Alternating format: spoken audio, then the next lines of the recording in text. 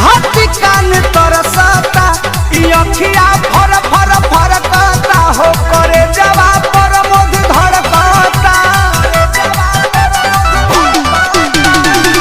राजा जी नितेश सुने खाती कान तरसता अखिया फर फर फरकता हो करे जवा पर मोद धड़कता।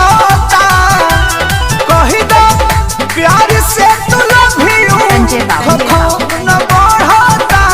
कही दो प्यार से तू लभियो न बढ़ता। तो बोला बोला शंकर सजनवा सुन के मन करता।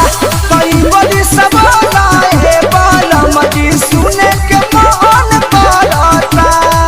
कत करिले पढ़ाई ए राजा जी कुछ पढ़ के सुनाई ए राजा जी।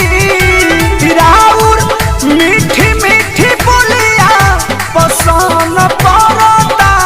राउर मीठी मीठी बोलिया पसंद पड़ता।